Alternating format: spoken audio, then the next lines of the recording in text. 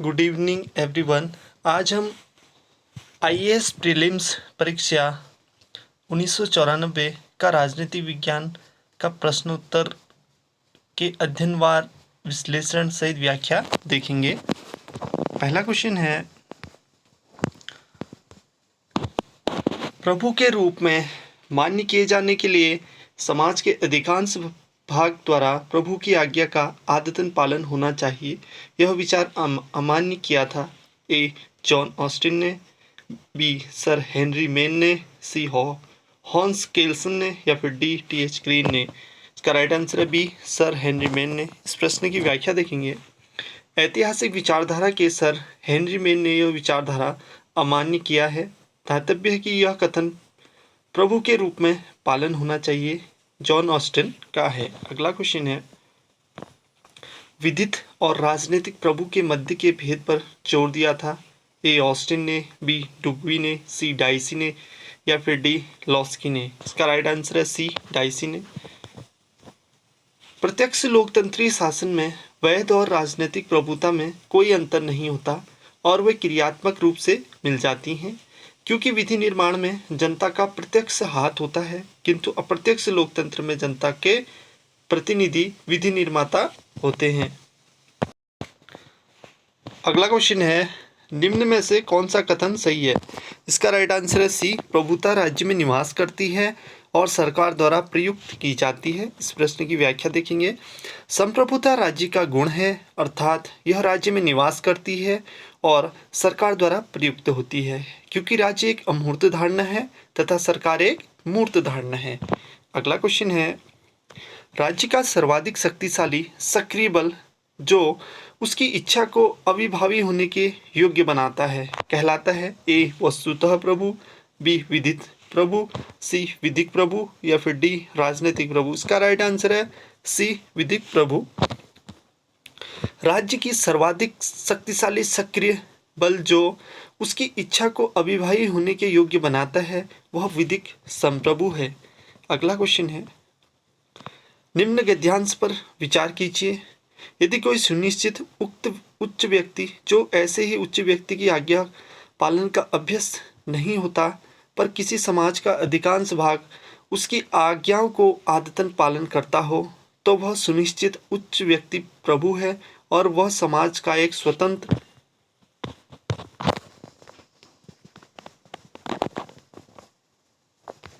राजनीतिक समाज है। ये ऑस्टिन ने कहा है।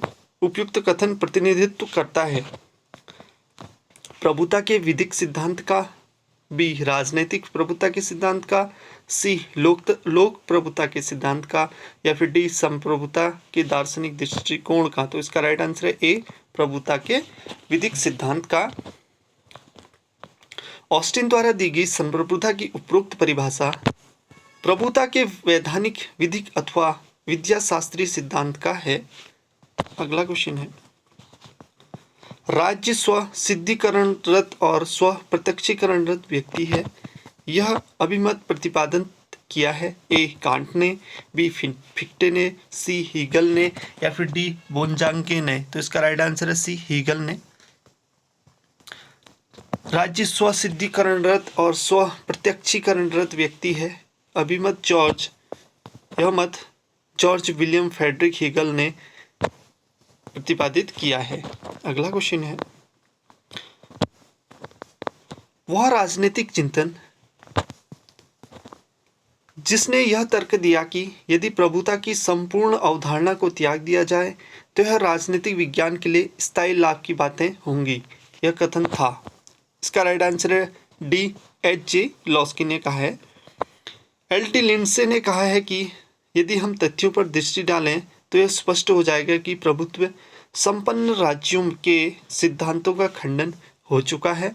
एच.जे. लॉस्की ने कहा है कि यदि संप्रभुता की संपूर्ण अवधारणा का परित्याग कर दिया जाए तो यह राजनीतिक विज्ञान के लिए स्थायी रूप से लाभदायक होगा। अगला क्वेश्चन है, निम्न में से कौन सा युग्म सही सुमेलित है। इसका राइट आंसर है बी. राजनीतिक प्रभुता कानून के पीछे विद्यमान प्रभावों का कुल योग।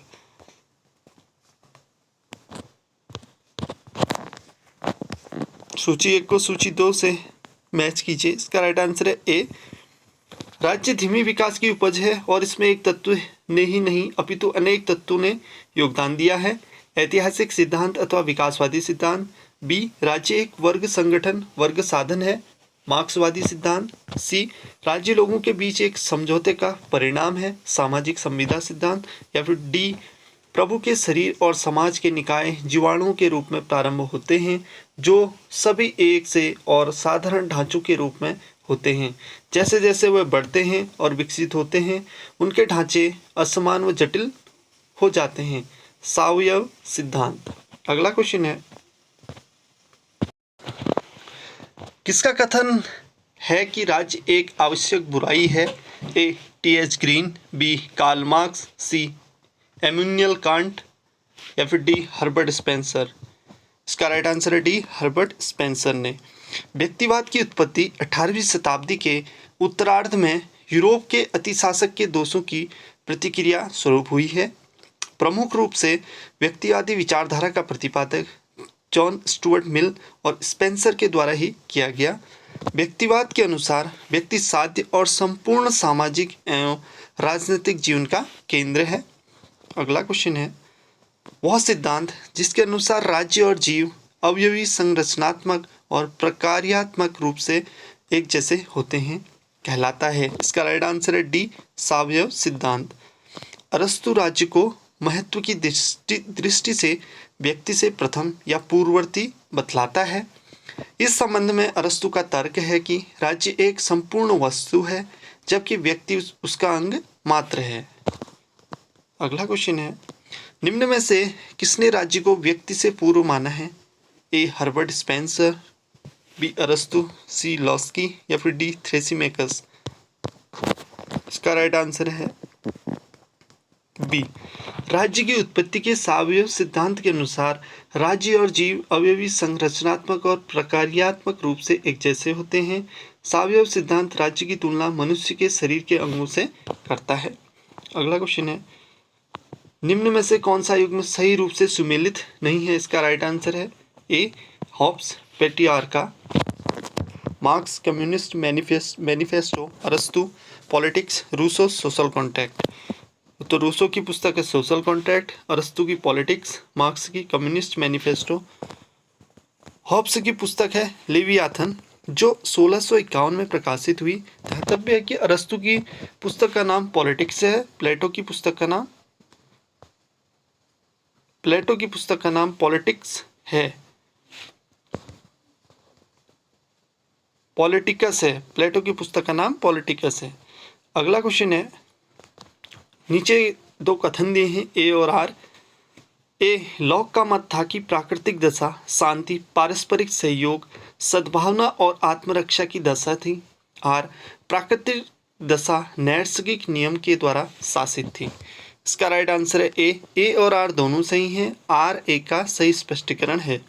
प्रश्न की व्याख्या देखेंगे। लॉक मनुष्य को विवेकशील प्राणी मानता है और उसके मानवीय गुणों पर बल देता है। वह मनुष्य स्वभाव को जन्मजात अच्छा मानकर कहता है कि प्राकृतिक अवस्था शांति, सद्भावना, पारस्परिक सहायता और रक्षा की अवस्था थी।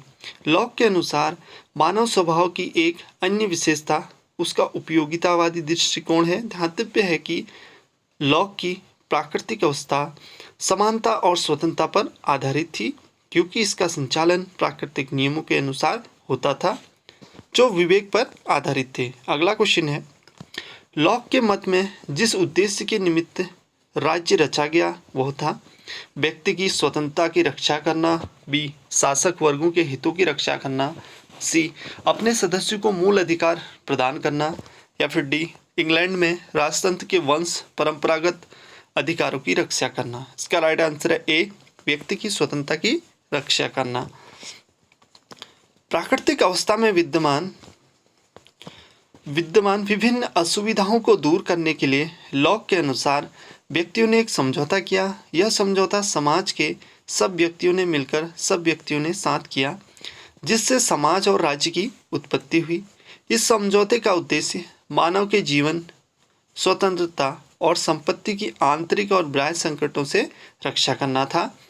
लॉक का समाज दासता का पट्टा नहीं वरन स्वतंत्रता का घोषणा पत्र है। अगला क्वेश्चन है, नीचे दो वक्तव्य दिए गए हैं, कथन ए और कथन आर। कथन ए, दैवी उत्पत्ति का सिद्धांत लोकतांत्रिक विचार के प्रत्यक्षतः विरुद्ध है। कथन कारण आर है, राज्य की उत्पत्ति को स्पष्ट करने में दैवी उत्पत्ति का सिद्धांत जन सहमति की भूमिका को नकारता है। इसका राइट आंसर है ए। तात्पर्य है कि राज्य की उत्पत्ति का दैवी सिद्धांत सबसे प्राचीन है। इस सिद्धांत के अनुसार राज्य मानवीय नहीं वरन ईश्वर के द्वारा स्थापित एक दैवी संस्था है। राजा ईश्वर का प्रतिनिधि होने के नाते केवल उसी के प्रति उत्तरदायी होता है और प्रत्येक परिस्थितियों में राजा की आज्ञाओं का पालन करना प्रजा का परम धार्मिक कर्तव्य है। अगला क्वेश्चन है, राज्य कार्य के उचित क्षेत्र में विषय में योग्यतम उपजीविका की अवधारणा का प्रतिपादन किया है। A Adam Smith, B J S Mill, C Herbert Spencer या डी बोसाकी। इसका राइट आंसर है सी हर्बर्ट स्पेंसर। राज्य कार्य के उचित क्षेत्र के विषय में योग्यतम की उपजीविका की अवधारणा का प्रतिपादन हर्बर्ट स्पेंसर ने किया है। अगला क्वेश्चन है, राज्य के कार्यों के संबंध में कल्याण सिद्धांत का सार है। ए श्रमिकों के आर्थिक हितों को बढ़ाना और उनकी रक्षा करना। बी ऐसी व्यवस्था स्थापित करना जिनमें राज्य उत्पादन के साधनों का स्वामी होता है।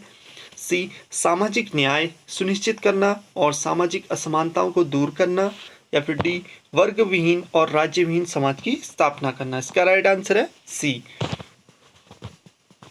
लोक कल्याणकारी राज्य का तात्पर्य एक ऐसे राज्य से होता है जिसके अंतर्गत शासन की शक्ति का प्रयोग किसी वर्ग विशेष के कल्याण हेतु नहीं वरन जनता के कल्याण के लिए किया जाता है। अगला क्वेश्चन है, यह सिद्धांत कि राष्ट्र राज्य की अवधारणा स्वतंत्रता के लिए हानिकारक है प्रतिपादक किया था। ए जॉन स्टुअर्ट मिल ने, बी लॉर्ड एक्टन ने, सी मेजनी ने या फिर डी अर्नेस्ट वॉकर ने। इसका राइट आंसर है बी लॉर्ड एक्टन ने। 16वीं तथा 17वीं शताब्दी में यूरोप में राष्ट्र राज्य का उदय हुआ। उस समय तक लोग राष्ट्रीयता, भाषा, संस्कृति की एकता तथा देश की प्राकृतिक सीमा आदि के विचार से स्थायी समूह के रूप में जुड़ गए थे। प्रारंभ में इन राष्ट्र राज्यों राजतंत्रात्मक व्यवस्था का प्रभाव था, परंतु 18वीं शताब्दी में यूरोप में संवैधानिक शासन का उदय हुआ। ध्यातव्य है कि लॉर्ड एक्टन का विचार था कि राष्ट्र राज्य अवधारणा स्वतंत्रता के लिए हानिकारक है। अगला क्वेश्चन है, थॉमस हॉब्स ने किस विचार को अस्वीकार किया था? वह है ए नैसर्गिक नियम, बी दैवी अधिकार, सी सामाजिक संविदा या फिर डी नैसर्गिक अधिकार। इसका राइट आंसर है बी। लेवियाथन अपनी कृति हॉब्स ने व्यक्ति के दैवी अधिकार सिद्धांत का विरोध किया। सामाजिक संविदा का प्रणय करते हुए हॉब्स ने प्राकृतिक नियम, प्राकृतिक अवस्था के समाज और नैसर्गिक प्राकृतिक अधिकार सिद्धांत की अवधारणा प्रस्तुत की। अगला क्वेश्चन है, निम्न में से किसने यह कहा कि शासकों को किसी प्रकार की व्यक्तिगत संपत्ति नहीं रखनी चाहिए? ए प्लेटो, बी अरस्तु, सी ओवन या फिर डी मार्क्स। तो इसका राइट आंसर है प्लेटो ने कहा है। प्लेटो के अनुसार शासकों को किसी प्रकार की अपनी व्यक्तिगत संपत्ति नहीं रखनी चाहिए। प्लेटो ने संपत्ति तथा पत्नियों के साम्यवाद की व्यवस्था केवल दो वर्गों, सैनिक और शासक, जिन्हें वह संरक्षक कहकर पुकारता है, के लिए की है। उत्पादन वर्ग के लिए वह इस प्रकार की व्यवस्था को आवश्यक नहीं समझता। इस व्यवस्था के अंतर्गत शासकों के पास अपनी अधिक निजी संपत्ति नहीं होगी। उन्हें केवल उतनी ही जीवन सामग्री दी जाएगी कि उनके जीवन यापन के लिए पर्याप्त होगी। अगला क्वेश्चन है, न्याय को निष्पक्षता मानने के विचार की सैद्धांतिक मान्यता यह है। ए न्याय की बुनियादी सिद्धांत उपयोगिता है, बी न्याय का बुनियादी सिद्धांत पूर्ण समानता है, सी न्याय मांग करता है कि व्यक्तियों के अधिकार मानव जीवन और सामाजिक संगठन के लक्ष्यों से पूर्व स्थान पाएं, और उन्हें इनसे अग्रता मिले। या फिर डी, न्याय मांग करता है कि प्रत्येक व्यक्ति अपनी अर्हता के अनुसार पुरस्कार प्राप्त करे। इसका राइट आंसर है डी। अरस्तु के अनुसार न्याय संपूर्ण नैतिक गुणों की अभिव्यक्ति है, वह सक्रिय सद्गुण। अरस्तु ने न्याय के दो भेद माने हैं। फर्स्ट है वितरणात्मक न्याय और सेकंड है सुधारक न्याय। वितरणात्मक न्याय का संबंध राज्य के पदों और पुरस्कारों के वितरण से है। इसके अनुसार राज्य को अपने नागरिकों में राजनीतिक पदों, लाभों, उपाधियों और पुरस्कारों का वितरण न्यायोचित आधार पर करना चाहिए। अरस्तु की इस संबंध में धारणा है कि प्रत्येक नागरिक को राजनीतिक पद और पुरस्कार उसके द्वारा दिए गए योगदान के अनुपात में प्राप्त होना चाहिए। अगला क्वेश्चन है, निम्न में से कौन आर्थिक न्याय को बढ़ावा देगा? ए, मुक्त व्यापार नीति, बी, एकाधिकारों का होना, सी, श्रेणीबद्ध करारोपण व्यवस्था, या फिर डी, प्रोत्साहन देने की नीति। इसका राइट आंसर है सी, श्रेणीबद्ध करारोपण व्यवस्था। मुक्त व्यापार की नीति के और एकाधिकारों में होने से आर्थिक असमानता बढ़ती है, जो आर्थिक न्याय की प्रतिकूल स्थिति है। अगला क्वेश्चन है, समाज में समानता का निहितार्थ किसका अभाव है? ए, अवरोधों का, बी, विशेषाधिकारों का, सी, प्रतिस्पर्धा का, डी, सामाजिक वर्गों का।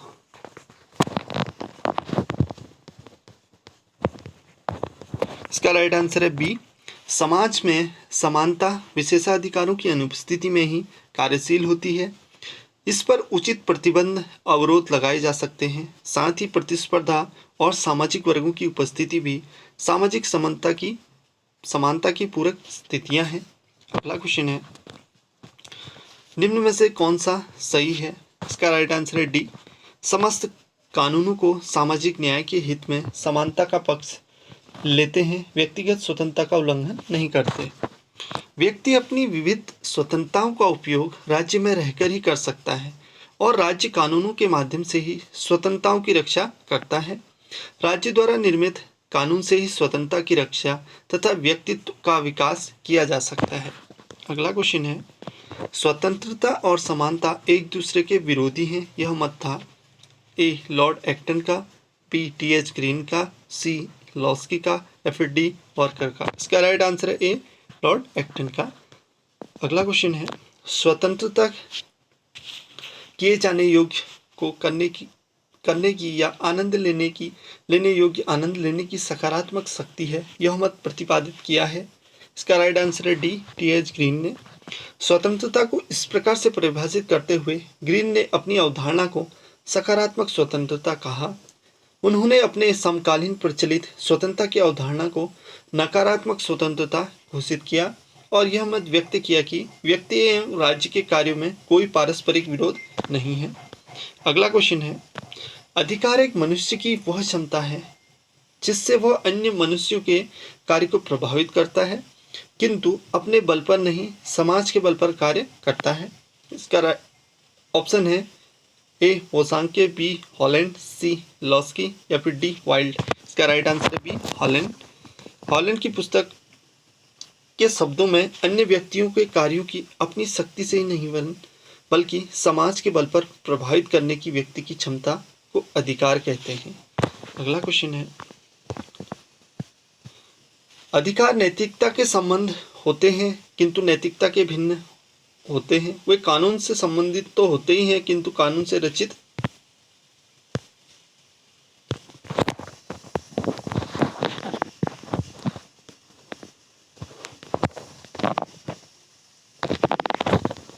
नहीं होते।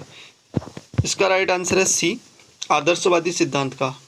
उपरोक्त मत का भाग था तो ये था आदर्शवादी सिद्धांत का। अधिकारों के आदर्शवादी सिद्धांत के अनुसार समाज के अंतर्गत रहते हुए व्यक्ति अपने जीवन का सर्वोच्च लक्ष्य अपने व्यक्ति का पूर्ण विकास करना होता है और अधिकार वे बाहरी परिस्थितियां हैं जो व्यक्ति के विकास के लिए आवश्यक होती हैं। यथार्थ में तथाकथित कानून की सृष्टि होते हैं। उपरोक्त सिद्धांत का प्रतिपादक था ए, जॉन लॉक, बी, वेंथम, सी, जॉन स्टुअर्ट मिल, या फिर डी, हर्बर्ट स्पेंसर। इसका राइट आंसर है बी, वेंथम। वेंथम प्राकृतिक अधिकारों के सिद्धांत में विश्वास नहीं करता था।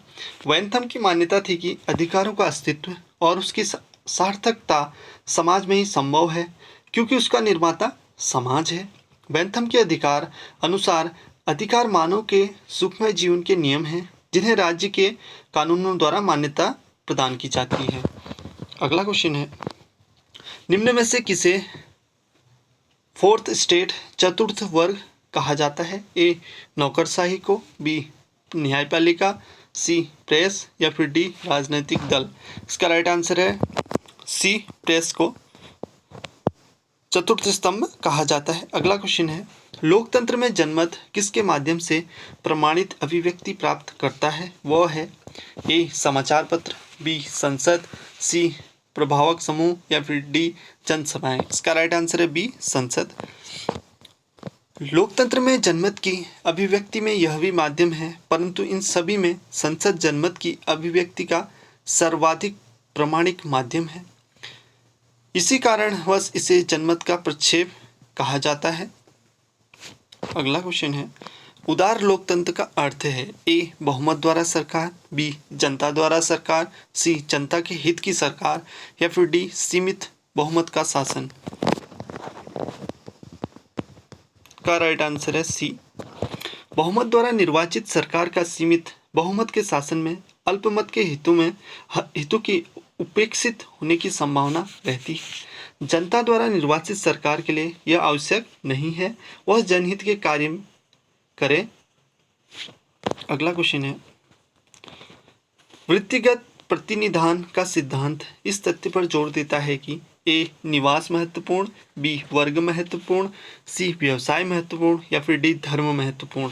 इसका राइट आंसर है सी व्यवसाय महत्वपूर्ण। अगला क्वेश्चन है, प्रत्येक व्यक्ति एक गिना जाना चाहिए और कोई भी एक से अधिक नहीं, यह सिद्धांत प्रतिपादित किया था।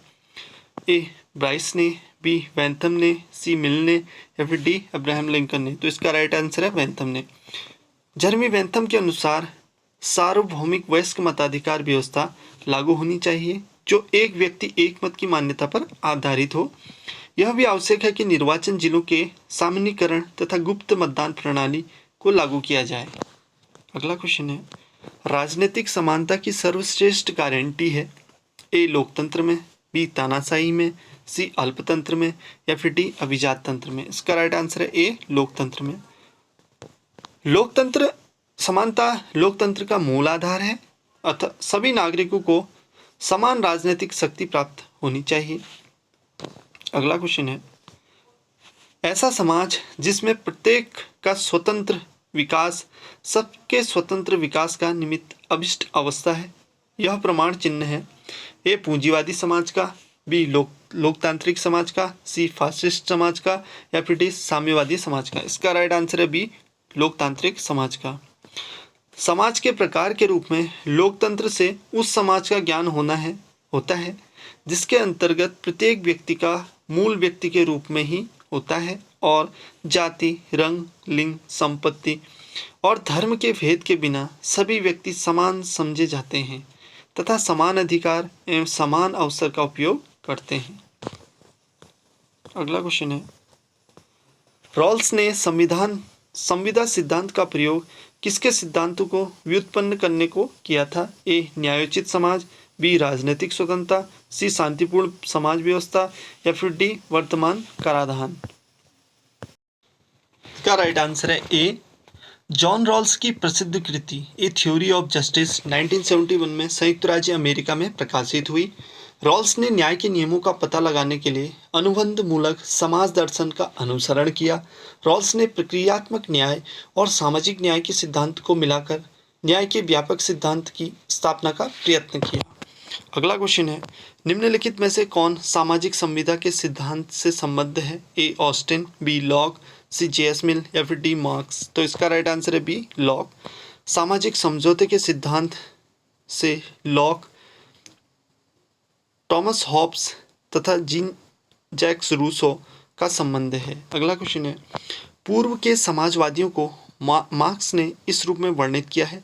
ए लोकतांत्रिक समाजवादी, बी कल्पनालोकी समाजवादी, सी वैज्ञानिक समाजवादी या फिर डी उदारवादी समाजवादी। इसका राइट आंसर है बी कल्पनालोकी समाजवादी। पूर्व के समाजवादियों को कार्ल मार्क्स ने कल्पनालोकी समाजवादी कहा है। अगला क्वेश्चन है, राज्य पृथ्वी पर ईश्वर का अवतरण है, यह कथन था ए प्लेटो का, बी हीगल का, सी टी.एच. ग्रीन का या फिर डी जे.एस. मिल का। इसका राइट आंसर है बी हीगल का। हीगल के मतानुसार राज्य विश्वात्मा के आध्यात्मिक पक्ष का द्वंद्वात्मक पद्धति के अनुसार होने वाले चरम विकास का प्रतीक है। ध्यातव्य है कि राज्य को एक उच्च जीवधारी मानता है जो विश्वात्मा के बाह्य विकास के चरमोत्कर्ष का प्रतीक है। अगला क्वेश्चन है, जो राज्य अपने नागरिकों को व्यापक सामाजिक सेवाएं उपलब्ध कराता है उसे कहा जाता है ए सर्वाधिकारी राज्य, बी कल्याणकारी राज्य, सी पुलिस राज्य या फिर डी हस्तक्षेपी राज्य। इसका राइट आंसर है बी कल्याणकारी राज्य। साधारणतः लोकहित करने वाला राज्य कल्याणकारी राज्य कहलाता है। लोकहितकारी राज्य के प्रसंग में लोकहित से तात्पर्य है राजनीतिक, सामाजिक एवं आर्थिक दृष्टि से व्यक्ति को सुअवसर की समानता को दूर कर उसकी साधारण आवश्यकताओं की पूर्ति की व्यवस्था करना।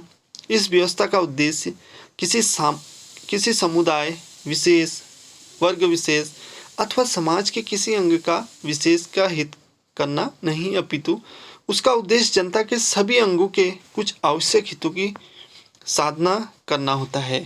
अगला क्वेश्चन है, आर्थिक उदारवाद का समर्थक था ए रॉबर्ट ओवन, बी कोल, सी एडम स्मिथ या फिर डी सेंट साइमन। इसका राइट आंसर है सी। अपनी कृति वेल्थ ऑफ नेशन में एडम स्मिथ ने आर्थिक गतिविधियों में राज्य के हस्तक्षेप का विरोध किया है। अगला क्वेश्चन है, निम्न में से कौन सा आदर्शवादी इंग्लैंड का रहने वाला था ए कांट, बी ग्रेशियम, सी ह्यूम या फिर डी टी.एच. ग्रीन। तो इसका राइट आंसर है टी.एच. ग्रीन। अगला क्वेश्चन है, फेबियन समाजवादी विचारधारा विकसित हुई थी ए जर्मनी में, बी फ्रांस में, सी इंग्लैंड में या फिर डी हॉलैंड में। इसका राइट आंसर है सी इंग्लैंड में। फेबियन विचारधारा का विकास इंग्लैंड में हुआ। इंग्लैंड के फेबियनवादियों ने मार्क्सवाद को पूरी तरह अस्वीकार कर दिया। इसके स्थान पर उन्होंने 1860 की बाद की अवधि में प्रस्तुत जे.एस. मिल के विचारों से प्रेरणा लेकर समाजवाद का एक नया रूप प्रस्तुत किया। अगला क्वेश्चन है, सूची 1 को सूची 2 से सुमेलित कीजिए। इसमें Green the prince, Bradley leviathan, Machiavelli lecture on the principle of political obligation, Thomas Hobbes ethical studies on liberty. इसका राइट आंसर है सी। टी.एच. ग्रीन की पुस्तक है lecture on the principle of politics obligation, Bradley की है ethical studies, Machiavelli की है the Prince, Thomas Hobbes की पुस्तक का नाम है लिवियाथन। अगला क्वेश्चन है, निम्न में से कौन सी राजनीतिक विचारधारा इस विचार से जुड़ी हुई है कि मिस्र प्रजाति ऐसे राज्य से घटिया होता है जिसमें एक ही विशुद्ध प्रजाति के लोग होते हैं ए राष्ट्रवाद, बी आदर्शवाद, सी फासिस्टवाद या फिर डी नाजीवाद। इसका राइट आंसर है डी नाजीवाद। अगला क्वेश्चन है, निम्न में से कौन श्रेणी समाजवाद का उत्कृष्ट समर्थक था ए सी.ई.एम. जोर्ड, बी कोल,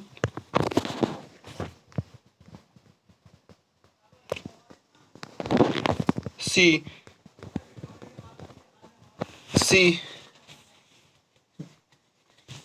एचेलॉस्की या फिर डी जे.एन. फिगिस। इसका राइट आंसर है बी। श्रेणी समाजवाद का उत्कृष्ट समर्थक जे.डी.एच. कोल था।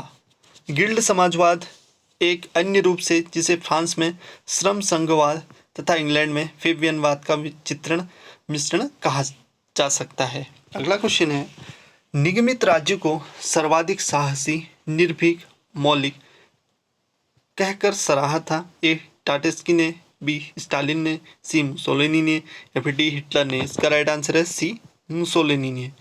अगला क्वेश्चन है, इतिहास की आर्थिक व्याख्या से तात्पर्य है कि अंततः इतिहास विनिश्चित होता है ए आपूर्ति और मांग के नियमों से, बी उत्पादन के संबंधों से, सी वैज्ञानिक और प्रौद्योगिकी शक्तियों से या फिर डी उत्पादन की रीति से। तो इसका राइट आंसर है डी उत्पादन की रीति से। अगला क्वेश्चन है, साम्राज्यवाद पूंजीवाद का अंतिम चरण है। यह मत है ए व्यक्तिवादियों का, बी फासिस्टों का, सी कल्पनालोकी समाजवादियों का, या फिर डी मार्क्सवादियों का। इसका राइट आंसर है डी मार्क्सवादियों का। फेबियन समाजवाद का निम्न में से कौन सा लक्षण है? ए अर्थनीतिवाद, बी समाज का क्रमिक परिवर्तन, सी समाज का क्रांतिकारी रूपांतरण, या फिर डी वर्ग युद्ध का सिद्धांत। इसका राइट आंसर है बी समाज का क्रमिक परिवर्तन।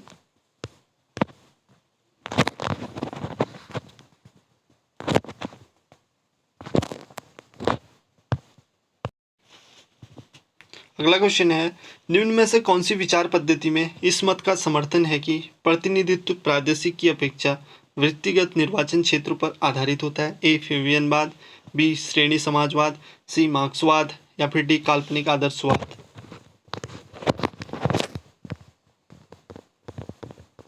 इसका राइट आंसर है बी श्रेणी समाजवादियों की मान्यता है कि सच्चा प्रतिनिधित्व सदैव विशिष्ट और व्यावसायिक हो सकता है। यह सामान्य, क्षेत्रीय तथा सर्वसामाजिक कभी नहीं हो सकता, इसलिए सच्चा प्रतिनिधित्व व्यावसायिक होना चाहिए। अगला क्वेश्चन है, बहुलवाद के अनुसार कुल मिलाकर राज्य, इसका राइट आंसर है बी जीवन की सर्व समाहारक योजना का समन्वय करने वाला होने के कारण संघों के मध्य सर्वश्रेष्ठ स्थान रखता है। संप्रभुता की अद्वैतवादिता की धारणा के विरुद्ध जिस विचारधारा का उदय हुआ उसे राजनीतिक बहुलवाद या बहुसमुदायवाद कहते हैं। बहुलवाद राज्य की निरंकुश सत्ता को तो खंडन करते हैं, लेकिन उससे समूल नष्ट करने के पक्ष में नहीं है। अगला क्वेश्चन है, राजनीतिक दलों के कार्य करने के संबंध में निम्न में से किसने अल्पतंत्र के लौह कानून की बात कही है? ए मैकाइवर, बी फाइनर, सी ड्यूवरज, या फिर डी माइकल्स। इसका राइट आंसर है डी माइकल्स ने। अगला क्वेश्चन है, किस लोकतांत्रिक देश में राजनीतिक दलों का निम्न में से कौन सा उचित कार्य नहीं है? इसका राइट आंसर है बी सरकारी प्रशासन के संचालन के निमित्त अधिकारियों को नियुक्ति करना। अगला क्वेश्चन है, प्रभावक समूह लक्षण है? ए साम्यवादी प्रणालियों के, बी तानाशाहियों के, सी निर्देशित लोकतंत्र के, या फिर डी उदार लोकतंत्र के।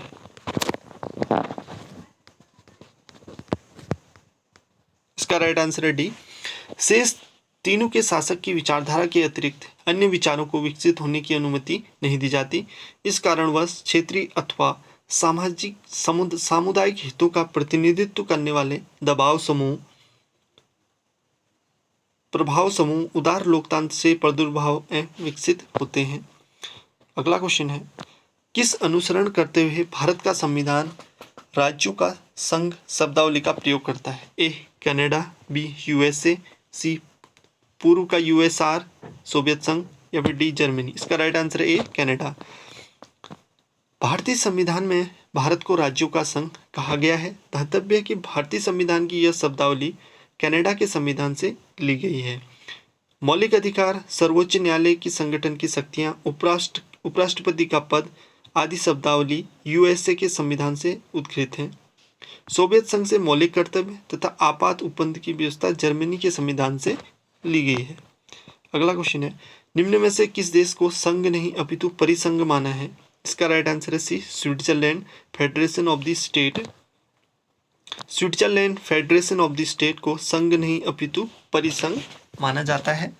अगला क्वेश्चन है, नीचे दिए हुए में से कौन सा सरकार शब्द को सही रूप में परिभाषित करता है? इसका राइट आंसर है डी समस्त तत्वों की जटिल प्रणाली जिसमें राजनीतिक, कार्यपालिका, प्रशासन, विधानमंडल और न्यायपालिका सम्मिलित है। सरकार अपने अंगों के समूह से निर्मित होती है जिसके कार्य भिन्न होते हैं, परंतु उनके दायित्व ध्येय समान होते हैं तथा सफलता के लिए उनका सामंजस्यपूर्ण सहयोग अनिवार्य है। सरकार शब्द के अंतर्गत समस्त तत्वों की जटिल प्रणाली जिसमें राजनीतिक, कार्यपालिका, प्रशासन, विधानमंडल और न्यायपालिका सम्मिलित हैं। अगला क्वेश्चन है, संसदीय सरकार का सफलतापूर्वक कार्य करना निर्भर होता है ए एक दलीय प्रणाली, बी दो दलीय प्रणाली, सी बहुदलीय प्रणाली या फिर डी दल विहीन प्रणाली। इसका राइट आंसर है बी दो दलीय प्रणाली। संसदात्मक शासन प्रणाली में सरकार की सफलता के लिए द्विदलीय प्रणाली सबसे उपयुक्त है। ग्रेट ब्रिटेन इसका सर्वोत्तम उदाहरण है। सरकार की ऐसी प्रणाली जो स्वयं में एक वर्ग है, जो राष्ट्रपति और मंत्रिमंडल शासन प्रणालियों के रूप में भिन्न होती है, किंतु इनमें इन दोनों के कुछ लक्षण सम्मिलित हैं, प्रचलित है। इसका राइट आंसर है बी स्विट्जरलैंड। संघ राज्य पद्धति का सार यह है कि यह केंद्र और राज्यों के मध्य द्विमार्गी यातायात है और थोड़ा अन्योन्य भाव, सहिष्णु भाव और पारस्परिक समन्वय चाहती है। संघ राज्य पद्धति के सार को निम्न में से कौन सही रूप में निर्दिष्ट करता है? इसका राइट आंसर है सी सहकारी। अगला क्वेश्चन है, संसदीय व्यवस्था के अंतर्गत विधानमंडल के मंच पर किसी मंत्री के प्रस्ताव के पराजित हो जाने की दशा में, इसका राइट आंसर है डी संपूर्ण मंत्री परिषद त्यागपत्र दे देती है। संसदीय शासन प्रणाली सामूहिक उत्तरदायित्व के आधार पर कार्य करती है। विधानमंडल में एक मंत्री की पराजय पूरे मंत्रिमंडल की पराजय मानी जाती है। इस प्रकार संपूर्ण मंत्रिमंडल को त्यागपत्र देना पड़ता है। अगला क्वेश्चन है, अभिभावक नौकरशाही का परंपरागत घर रहा है? ए चीन, बी मिस्र, सी फ्रांस या फिर डी संयुक्त राज्य अमेरिका। इसका राइट आंसर है चीन। तात्पर्य है कि चीन अभिभावक नौकरशाही का परंपरागत घर रहा है। नौकरशाही का अभिप्राय उस संगठन से है जिसमें कार्यकुशल, प्रशिक्षित तथा कर्तव्यपरायण सरकारी कर्मचारी होते हैं, जिसमें आज्ञा की एकता तथा पद सोपान के सिद्धांत का पालन किया जाता है। अगला क्वेश्चन है, विकास की उद्यमी सिद्धांत जिसके अंतर्गत उद्यमी को केंद्रीय भूमिका निभानी होती है संबंधित है। इसका राइट आंसर है बी सुम्पीटर से। अगला क्वेश्चन है, निम्न में से एक राष्ट्र एक राज्य सिद्धांत उद्घोषित किया था? इसका राइट आंसर ए मैजनी ने। पेरिस्ट्रोइका की अवधारणा का श्रेय दिया जाता है स्टालिन को, गोर्बाचेव को, माओ को, टीटो को। इसका राइट आंसर है बी पेत्रेस्ट्रोइका। ग्लासनोस्ट की अवधारणा मिखाइल गोर्बाचेव, पूर्व सोवियत संघ के राष्ट्रपति रहे, ने दिया था। अगला क्वेश्चन है, सूची 1 को सूची 2 से सम्मिलित कीजिए। इसका राइट आंसर है सी चेनिक्स कैबिनेट गवर्नमेंट। इनकी पुस्तक का नाम the law and the constitution. B KC Wheeler modern constitution, C AV Dicey the law of the constitution, D Herman Finer the theory of practice of modern government. Next question है, संयुक्त राज्य America के संविधान का मसौदा बनाने के लिए मई 1787 में जिस संविधान सभा का आयोजन किया गया था उसे कहा जाता है? ए राष्ट्रीय सभा, बी संविधान सभा, सी फिलाडेल्फिया सम्मेलन या फिर डी कांग्रेस। इसका राइट आंसर है सी फिलाडेल्फिया सम्मेलन। संयुक्त राज्य अमेरिका के संविधान का मसौदा तैयार करने के लिए 1787 में 25 मई 1787 को फिलाडेल्फिया में एक सभा प्रारंभ हुई। जिस संविधान सभा का आयोजन किया गया था उसे फिलाडेल्फिया सम्मेलन कहा जाता है। अगला क्वेश्चन है, निम्न में से कौन सा कथन ब्रिटिश प्रधानमंत्री की स्थिति को सही रूप से वर्णित करता है? इसका राइट आंसर है बी वह समकक्षों में प्रथम से अधिक होता है किंतु स्वेच्छाचारी शासक से कम होता है। ब्रिटिश प्रधानमंत्री कैबिनेट का निर्णायक स्वामी होता है। वह समकक्षों में प्रथम से अधिक होता है किंतु वह स्वेच्छाचारी से कम होता है। अगला क्वेश्चन है, संयुक्त राज्य अमेरिका का नवनिर्वाचित राष्ट्रपति जब पद धारण करता है तो वह तारीख है उसके निर्वाचित होने के बाद का दिन, उसके निर्वाचित होने के 4 दिन बाद 4 मार्च का दिन, उसके निर्वाचित होने के 20 जनवरी का दिन, उसके निर्वाचित होने के बाद 20 फरवरी का दिन। तो इसका राइट आंसर है सी उसके निर्वाचित होने के बाद 20 जनवरी का दिन। 20वें संविधान संशोधन 1933 के बाद से नवनिर्वाचित अमेरिकी राष्ट्रपति 20 जनवरी को अपने पद की शपथ ग्रहण करता है और पद धारण करता है। ध्यातव्य है कि इस संविधान में से पूर्व अमेरिकी राष्ट्रपति 4 मार्च को शपथ ग्रहण करता है।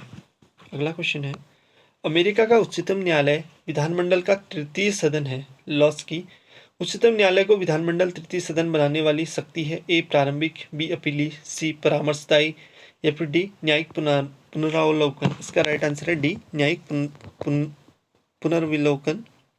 अगला क्वेश्चन है, आजकल संयुक्त राज्य अमेरिका का सीनेट विश्व के समस्त उच्च सदनों में सर्वाधिक शक्तिशाली है। इस कथन के प्रकाश में निम्न में से कौन सा अप्रासंगिक है?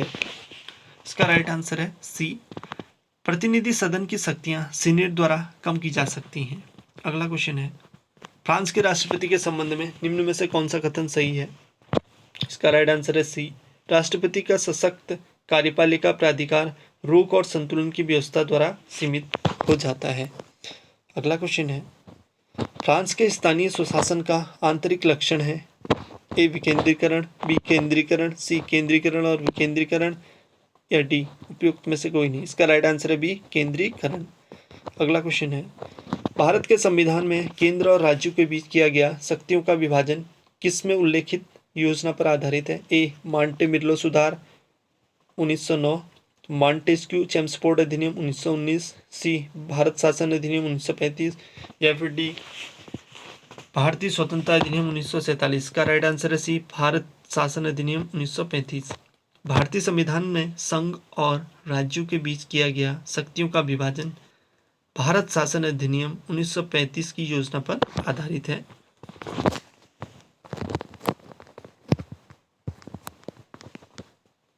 अगला क्वेश्चन है, भारत के संविधान की निम्न में से किस सूची में सामाजिक सुरक्षा और सामाजिक बीमा का विषय शामिल किया गया है? ए संघ सूची, बी समवर्ती सूची, सी राज्य सूची या फिर डी अवशिष्ट शक्तियां। तो इसका राइट आंसर है बी समवर्ती सूची। 7वीं अनुसूची की सूची 3 में समवर्ती सूची में सामाजिक सुरक्षा और सामाजिक बीमा, नियोजन और बेकारी का विषय शामिल है। अगला क्वेश्चन है, भारत में समस्त राजनीतिक सत्ता का स्रोत है। ए संसद, बी लोकसभा, सी जनता या फिर डी संविधान। इसका राइट आंसर है सी जनता। भारतीय संविधान की प्रस्तावना, यह कथन है, हम भारत के लोग इस संविधान को अंगीकृत, अधिनियमित और आत्मर्पित करते हैं। यह इंगित करता है कि भारतीय संविधान का स्रोत जनता की शक्ति है।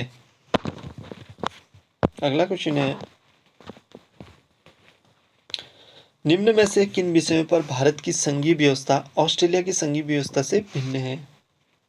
पहला है संघीय विधानमंडल के उच्च सदन में राज्यों का प्रतिनिधित्व। सेकंड है अवशिष्ट शक्तियों का निहित होना। थर्ड है संघ में शामिल होने वाली संगठन इकाइयों के लिए पृथक लिखित संविधान का होना। या फिर फोर्थ है लिखित संविधान का होना। इसका राइट आंसर है ए फर्स्ट, सेकंड और थर्ड।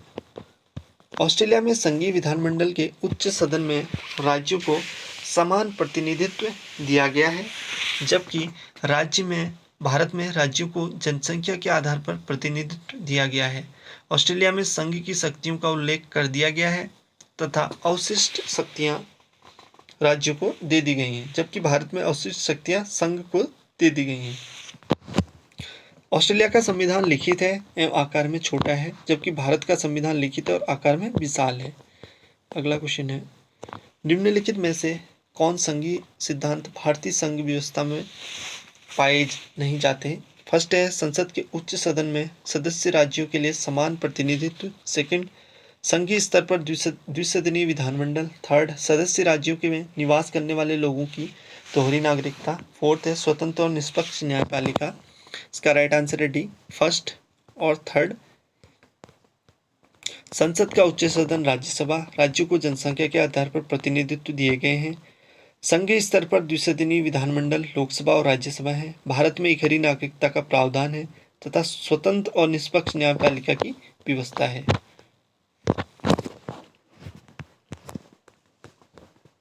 अगला क्वेश्चन है, तीनों में से किसी भी सूची में जो विषय गिनाए नहीं जाते उन पर विधि बनाने की शक्तियों से संपन्न सत्ता है। ए राज्यों के विधानमंडल, बी संघीय संसद, सी संघीय संसद और राज्यों के विधानमंडल दोनों, डी राज्यों को राज्यों की महाधिवक्ता। इसका राइट आंसर है बी, संघीय संसद। संविधान के अनुच्छेद 248 के अनुसार अवशिष्ट शक्ति अर्थात ऐसे विषय पर जो सूचियों में से किसी में से प्रगणित नहीं है, विधि बनाने की शक्ति संघ विधानमंडल में निहित करता है। अगला क्वेश्चन है, केंद्रीय सरकार जिनकी संस्तुतियों के आधार पर भारत की निधि से राज्यों को सहायता अनुदान देती है, ए योजना आयोग, बी वित्त आयोग, सी लोक लेखा समिति या फिर डी प्राक्कलन समिति। इसका राइट आंसर है बी, वित्त आयोग। वित्त आयोग अनुच्छेद 280 की संस्तुतियों के आधार पर केंद्र सरकार भारत की विधि से राज्यों को सहायता अनुदान देती है। अगला क्वेश्चन है, सरकार या आयोग किनके बीच के संबंधों का पुनर्विलोकन करने हेतु बनाया गया है, ए प्रधानमंत्री और राष्ट्रपति, बी विधानमंडल और कार्यपालिका, सी कार्यपालिका और न्यायपालिका, डी केंद्र और राज्य। इसका राइट आंसर है केंद्र और राज्य। केंद्र और राज्य संबंधों का वास्तविक अध्ययन तथा विश्लेषण करने हेतु मार्च 1983 में 3 सदस्यीय आयोग की स्थापना की गई। इसे सरकारी आयोग कहा जाता है। अगला क्वेश्चन है, भारत के संविधान के अनुच्छेद 19 में उल्लेखित स्वतंत्रता के अधिकार को भारत के राष्ट्रपति द्वारा निलंबित किया जा सकता है, ए जब भी वह चाहे, बी अनुच्छेद 356 के अधीन, सी अनुच्छेद 352 के अधीन या फिर डी अनुच्छेद 360 के अधीन। इसका राइट आंसर है सी अनुच्छेद 352 के अधीन।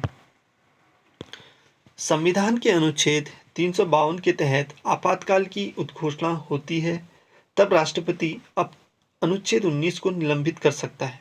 जैसे युद्ध या बाह्य आक्रमण, सशस्त्र विद्रोह के आधार पर आपात की घोषणा की जाती है, वैसे ही अनुच्छेद 19 के स्वमेव निलंबन होने के लिए अनुच्छेद 358 प्रवृत्त हो जाता है। अगला क्वेश्चन है, मूल अधिकारों को प्रवर्तित करने के लिए रिट जारी कर सकते हैं, ए जिला न्यायालय, बी राष्ट्रपति, सी केवल उच्चतम न्यायालय या फिर डी उच्चतम और उच्च न्यायालय। इसका राइट आंसर है डी उच्चतम और उच्च न्यायालय। अगला क्वेश्चन है, निम्न में से कौन सा राज्य की नीति का निर्देशक तत्व है, ए राज्य किसी व्यक्ति को विधि के समक्ष समता नहीं नकारेगा, राज्य धर्म, मूल, वंश, जाति, लिंग, जन्मस्थान के आधार पर किसी व्यक्ति के विरुद्ध विभेद नहीं करेगा, सी अस्पृश्यता का अंत कर दिया गया और उसका भी किसी रूप में आचरण विधि द्वारा दंडनीय होगा। इसका राइट आंसर है डी राज्य पर्यावरण की रक्षा और उसका संवर्धन करने का प्रयास करेगा। भारतीय संविधान के अनुच्छेद 48 क में वर्णित है, राज्य देश के पर्यावरण के संरक्षण का, संवर्धन का और वन तथा वन्य जीवों की रक्षा करने का प्रयास करेगा। अगला क्वेश्चन है, भाषाई राज्यों की अवधारणा का पृष्ठांकन किया था, ए नेहरू रिपोर्ट ने, बी दर कमीशन रिपोर्ट ने, सी कैबिनेट मिशन योजना ने या फिर डी साइमन कमीशन ने। इसका राइट आंसर है बी दर कमीशन रिपोर्ट ने। दर कमीशन का गठन 4 सदस्यीय संविधान सभा के अध्यक्ष डॉक्टर राजेंद्र प्रसाद ने किया था। इस आयोग के अध्यक्ष इलाहाबाद उच्च न्यायालय के सेवानिवृत्त न्यायाधीश एस के दर थे। इस आयोग का कार्य विशेष रूप से दक्षिण भारत में उठी इस मांग की जांच करना था कि भाषा के आधार पर राज्यों का पुनर्गठन किया जाए अथवा नहीं। अगला क्वेश्चन है, मूल अधिकारों का निम्न में से कौन सा वर्ग अस्पृश्यता की समाप्ति को समाविष्ट करता है, ए धर्म का अधिकार, बी समानता का अधिकार, सी स्वतंत्रता का अधिकार या फिर डी शोषण के विरुद्ध अधिकार। इसका राइट आंसर है बी समानता का अधिकार। मौलिक अधिकार में समानता का अधिकार अनुच्छेद 14 से 18 तक में वर्णित है। अनुच्छेद 17 में अस्पृश्यता की समाप्ति का उल्लेख है। अगला क्वेश्चन है, संपत्ति का अधिकार निम्न में से किस वर्ग में आता है, ए विधिक अधिकार, बी मूल अधिकार, सी मानव अधिकार या फिर डी नैसर्गिक अधिकार। इसका राइट आंसर है ए विधिक अधिकार। संपत्ति के अधिकार 44वें संविधान संशोधन के बाद से विधिक अधिकार हो गया।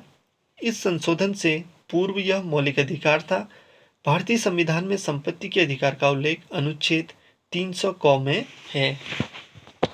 अगला क्वेश्चन है, भारत के नागरिक के मूल कर्तव्य, ए संविधान में प्रारंभ से उपबंधित हैं, बी 40वें संशोधन द्वारा संविधान में शामिल किए गए हैं, सी 42वें संशोधन द्वारा संविधान में शामिल किए गए हैं या फिर डी उच्चतम न्यायालय के एक निर्णय द्वारा संविधान में अंतर स्थापित किए गए हैं। इसका राइट आंसर है सी 42वें संवैधानिक संशोधन द्वारा संविधान में शामिल किए गए हैं। भारतीय संविधान में सरदार स्वर्ण सिंह समिति की सिफारिश के आधार पर 42वें संवैधानिक संशोधन अधिनियम 1976 द्वारा भाग 4 के पश्चात एक नया भाग 4 को अंतर स्थापित किया गया।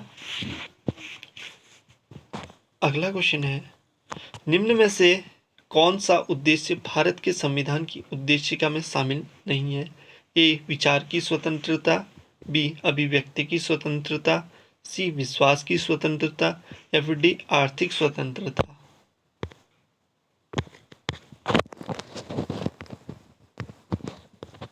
इसका राइट आंसर है डी। प्रस्तावना प्रत्येक व्यक्ति को धर्म, विचार और अभिव्यक्ति तथा विश्वास की स्वतंत्रता प्रदान करती है। ये सभी स्वतंत्रताएं मौलिक अधिकार वाले भाग में अनुच्छेद 19, 25, 26, 27 और 28 द्वारा सुनिश्चित की गई हैं।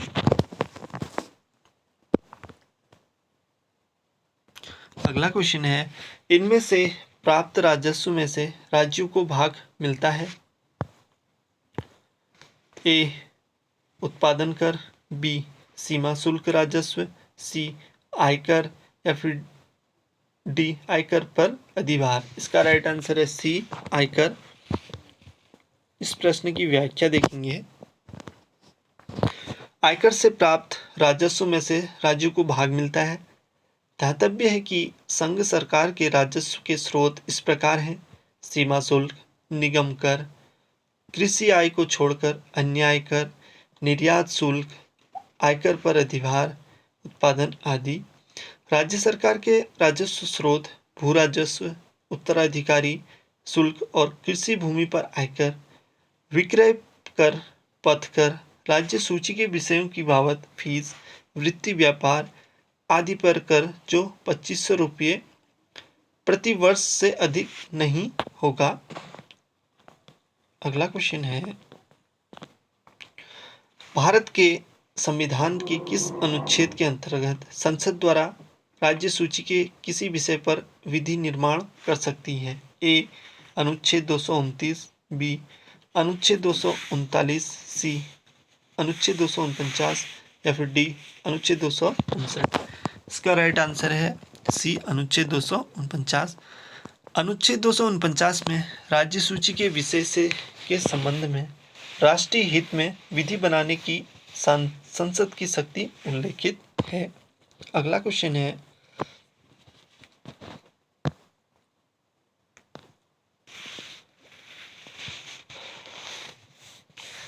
निम्न में से कौन सा मामला मूल अधिकारों से संबंधित है?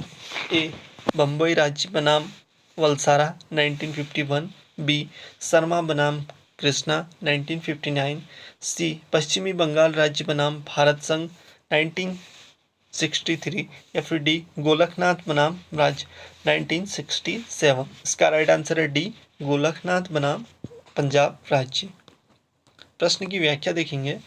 गोलकनाथ बनाम राज्य 1967 का मामला मौलिक अधिकारों से संबंधित है। शंकरी प्रसाद बनाम भारत संघ 1951, सज्जन सिंह बनाम राजस्थान राज्य 1965 तथा केशवानंद भारती बनाम भारत संघ 1974 आदि मुकदमे भी मौलिक अधिकार से संबंधित हैं।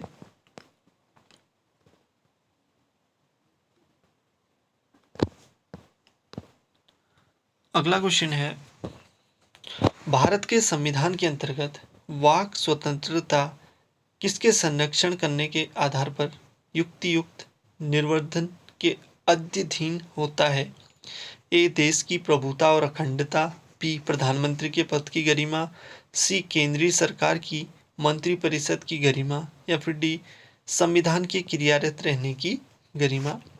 इसका राइट आंसर है ए देश की प्रभुता और अखंडता। इस प्रश्न की व्याख्या देखेंगे। भारतीय संविधान के अनुच्छेद 19(1) को भारत के सभी नागरिकों को अपने विचार व्यक्त करने की स्वतंत्रता प्रदान की गई है।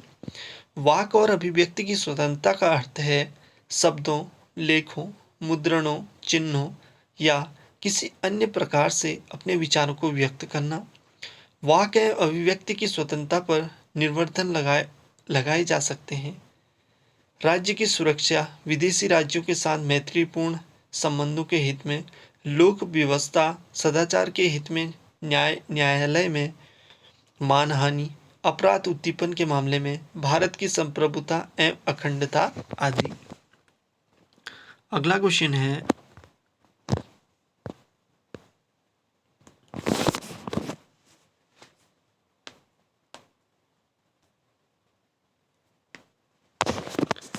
निम्न में से किन परिस्थितियों में राष्ट्रपति आपातकाल की घोषणा कर सकता है?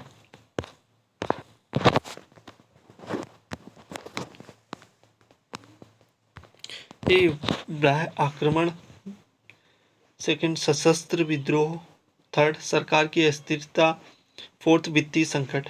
नीचे दिए गए कोटों का उपयोग करके सही उत्तर चुनिए। इसका राइट आंसर है D, first, second and fourth.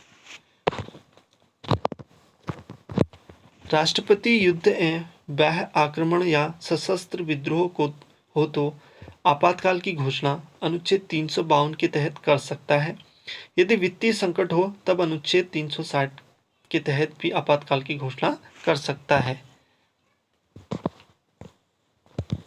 अगला क्वेश्चन है, भारत के राष्ट्रपति के किस अनुच्छेद के अधीन भारत के राष्ट्रपति पर महाभियोग चलाया जा सकता है? ए, अनुच्छेद 356, बी, अनुच्छेद 75, सी, अनुच्छेद 76 या फिर डी, अनुच्छेद 61। इसका राइट आंसर है डी, अनुच्छेद 61। संविधान के अनुच्छेद 61 के अनुसार राष्ट्रपति पर संविधान के अतिक्रमण के लिए महाभियोग चलाया जा सकता है। ध्यातव्य है कि अनुच्छेद 56(1) ख के अनुसार संविधान का अतिक्रमण करने पर राष्ट्रपति को अनुच्छेद 61 में उपबंधित रीति से चलाए गए महाभियोग द्वारा पद से हटाया जा सकता है। अगला क्वेश्चन है, निम्न में से किन परिस्थितियों में भारत का राष्ट्रपति स्वविवेक शक्ति का प्रयोग कर सकता है? फर्स्ट है, जब प्रधानमंत्री और मंत्रिमंडलीय मंत्री के बीच विवाद हो। सेकंड, जब लोकसभा में कोई बहुमत दल नहीं हो और उसे एक प्रधानमंत्री का चयन करना हो। थर्ड, जब शासक दल लोकसभा में अपना बहुमत खो दे। या फिर फोर्थ, जब राष्ट्रपति संघीय मंत्रिमंडल द्वारा किए गए परामर्श पर पुनर्विचार किए जाने हेतु वापस भेजने का निर्णय ले। इसका राइट आंसर है सी, सेकंड, थर्ड और फोर्थ इसमें क्या है, सही है। सेकंड, थर्ड और फोर्थ, राष्ट्रपति के पास वास्तविक अधिकार नहीं होते हुए भी उसके पास दो ऐसे अधिकार हैं जहां वह स्वविवेक का प्रयोग करता है। फर्स्ट है प्रधानमंत्री की नियुक्ति, सेकंड लोकसभा को भंग करना। इन दोनों अधिकारों का प्रयोग उस परिस्थिति में अधिक प्रभावी होता है जब लोकसभा में किसी भी राजनीतिक दल का बहुमत न हो, यदि प्रधानमंत्री बनने वाले व्यक्ति का व्यक्तित्व क्षीण हो तथा राष्ट्रपति का व्यक्तित्व प्रभावशाली एवं गौरवशाली राजनीतिक क्रियाकलापों से समृद्ध हो, तब राष्ट्रपति अपने स्वविवेक का प्रयोग अन्य विषयों में भी सूझबूझ से कर सकता है। आज का आखिरी क्वेश्चन है,